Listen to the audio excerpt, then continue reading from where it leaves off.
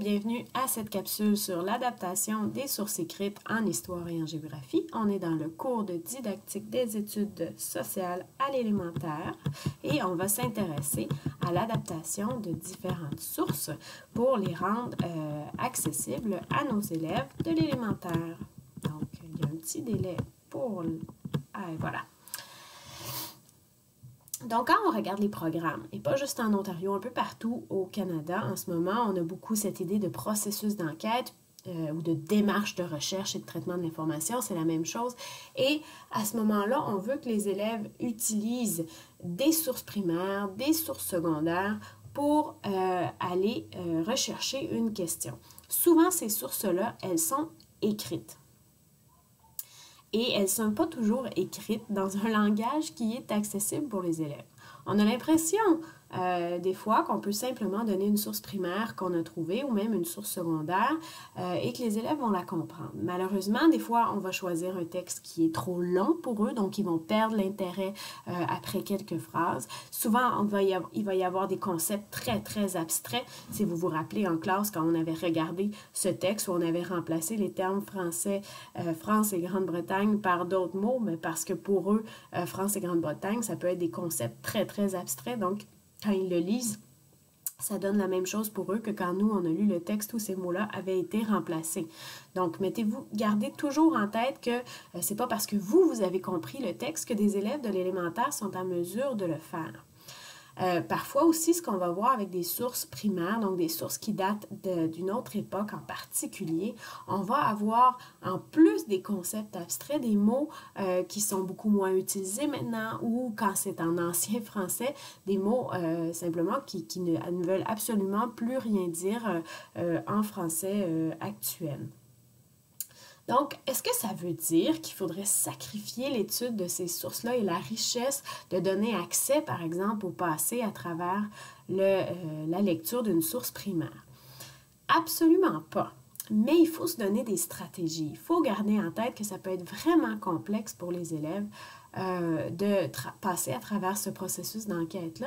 Et donc, ça peut vous demander à vous un travail supplémentaire qui est celui d'adapter les sources pour les rendre accessibles à vos élèves, particulièrement lorsque vous êtes avec une classe où il y a des difficultés de lecture. On va regarder la source suivante. La source suivante, c'est un texte de Jacques Cartier lors de ses voyages. Donc, il raconte sa rencontre avec un des peuples autochtones qui est sur place. Et vous constatez qu'elle est en ancien français. On l'a trouvée sur l'encyclopédie Projet Gutenberg en ligne. Et là, vous trouvez ça probablement fort compliqué à comprendre et c'est le cas. Je vous invite à faire pause, à essayer de la comprendre ou à aller regarder la version sans le son. Vous allez voir que c'est assez difficile même pour nous à savoir de quoi il en est question. Bon, il reste que ce type de source primaire est assez rare. C'est assez rare qu'on va les retrouver sous cette forme-là. En général, quand on s'adresse à des élèves de l'élémentaire, les endroits où vous allez rechercher vos sources, ces sources-là vont déjà avoir eu une première adaptation. Si on regarde par exemple ici, c'est le même texte qui a été raccourci déjà et on a changé les mots en ancien français dans un français qui est un peu plus accessible. Mais il est tout de même très complexe. Donc, vous allez avoir à faire quelque chose dans le journal de bord. Vous allez devoir choisir 2 phrases qu'il y a ici et tenter de les rendre plus accessibles pour vos élèves en utilisant les différentes stratégies dont on va parler dans les prochaines diapositives. Mais dites-vous donc que quand vous allez vous retrouver avec des sources primaires, elles vont souvent avoir déjà été adaptées ou raccourcies. Ça ne veut pas dire que ça les rend plus faciles à comprendre et c'est là qu'on peut utiliser encore d'autres stratégies pour aider les élèves à vraiment pouvoir lire et apprécier les sources primaires. La première chose qu'on a à faire, c'est qu'on lit le texte de départ, puis nous, on s'assure comme enseignant qu'on a vraiment compris de quoi il est question. Ça peut se faire en posant les questions, là, qui, où, pourquoi, qui est l'auteur, quelles étaient ses intentions. Donc, si vous vous rappelez cette critique interne et externe qu'on fait des sources, on a parlé de ça quand on a parlé de la pertinence et de la fiabilité des sources. Donc, il faut vraiment s'assurer que notre source elle est pertinente, qu'elle est fiable et qu'on l'a compris. Et ensuite, on peut procéder par étapes si on considère que le texte, on aimerait le présenter à nos élèves, mais on croit qu'il est un peu trop complexe pour eux. Donc, on a des études qui ont été faites en éducation et en didactique de l'histoire en particulier pour savoir à quel moment les élèves sont capables de comprendre et qu'est-ce que ça leur prend pour aider ou faciliter les apprentissages en lien avec une source. La première chose, c'est la synthétisation. Donc, en anglais, on utilise le terme focusing, parce que là, j'ai pris ces étapes-là, mais j'ai dû les traduire. Donc, je ne sais pas si mes termes que j'ai choisis, moi, pour la traduction, sont les bons. Donc, dans ce cas-là, j'ai aussi mis le mot en anglais, parce que je le trouvais un petit peu plus clair. Le document devrait être limité à 200 ou 300 mots pour le secondaire, pour l'école secondaire, donc pour les niveaux intermédiaires et supérieurs. Donc, c'est encore moins pour le primaire, pour l'élémentaire. Donc, vous allez devoir couper des phrases, aller à l'essentiel et vous concentrer sur les aspects du texte les plus importants ou les plus pertinents pour ce que vous souhaitez faire avec vos élèves. Donc, vous voyez, moi, je vous dirais, au-delà de 150 mots, à l'école élémentaire, on commence à avoir un risque au niveau primaire et même au niveau moyen, on va avoir un risque que les élèves s'y perdent. Donc, on ne veut vraiment pas proposer des sources qui sont trop longues. La deuxième chose qu'on va faire, on va simplifier. On peut ajuster la syntaxe, l'orthographe, la formulation des phrases dans cette idée de rendre le texte le plus uniforme possible. Par exemple, on veut essayer d'avoir des phrases qui sont de la même longueur. Si on a une phrase qui fait 3 lignes, puis une autre qui fait même une demi-ligne, il y a un problème, il manque une structure et l'élève risque de s'y perdre. Donc, vous pouvez ajuster la ponctuation, ajuster le vocabulaire aussi afin de le rendre plus accessible à vos élèves.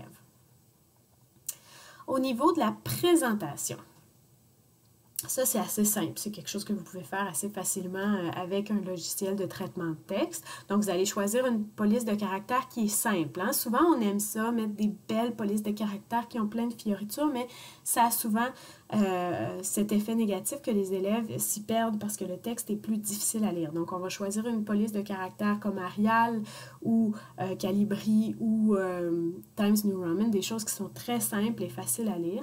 Et on peut aussi agrandir le texte dans un format qui est un peu plus grand. On va l'espacer visuellement pour qu'il y ait de l'espace, faire des paragraphes si on le peut. Puis on peut rendre la présentation plus attrayante. On s'adresse à des élèves du primaire. On peut rajouter des images, on peut rajouter un petit bonhomme, on peut rendre ça joli. Mais attention qu'il n'y ait pas trop d'éléments. C'est comme quand on fait une présentation PowerPoint, s'il y a trop d'éléments sur la diapositive, ça devient surchargé. Donc, on va essayer de garder ça en tête et même si on rend ça joli, ne pas en mettre trop. D'autres choses qu'on peut noter. Alors, l'ellipse. L'ellipse, c'est quoi? Ces fameux 3 petits points qui sont encadrés ou qui sont des fois dans des parenthèses. On peut les voir si on retourne au texte. Ici, elles sont en bleu. Si vous les voyez juste ici. Donc, elles sont en bleu. À quoi ça sert pour nous? Ça sert à montrer qu'une partie du texte a été coupée. Donc, c'est très utile pour des étudiants universitaires, mais il y a des recherches qui démontrent que c'est un obstacle pour des élèves qui ont des difficultés en lecture. Donc, quand ils lisent des textes, des sources parmi lesquelles ils voient des ellipses, ils vont porter leur attention là-dessus plutôt que sur le texte. Donc, on vient d'en perdre certains. Donc, ce qu'on peut faire, tout simplement, on s'adresse à des élèves d'élémentaire. Nous, on sait qu'on a fait une coupure, mais on ne va pas l'indiquer pour nos élèves à ce niveau-là. Une autre chose qu'on peut faire qui est assez simple, c'est de rendre plus visibles certains mots. On peut les mettre en italique, les changer de couleur.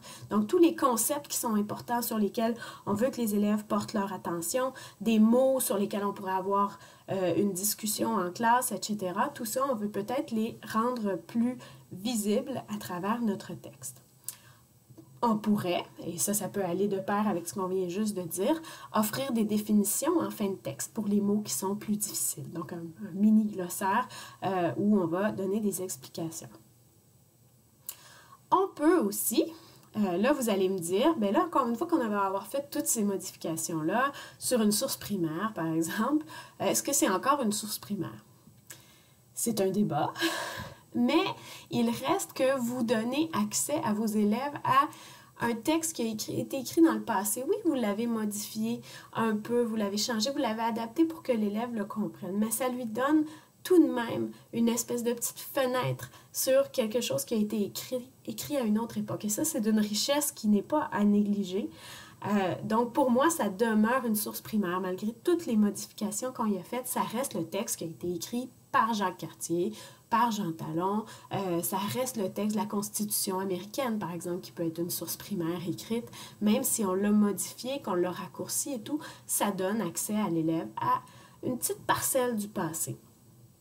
Mais si on a un problème éthique, qu'on est en train de se dire, ben là, j'ai plus les ellipses, j'ai changé les mots, j'ai tellement travaillé ce texte-là, je trouve que c'est plus honnête. Bon, si vous avez un problème éthique comme ça, les chercheurs en éducation disent, ben pourquoi pas simplement montrer à l'élève, regarde, moi, je te donne cette partie-là du texte et j'ai changé certains éléments, mais je te montre la version originale.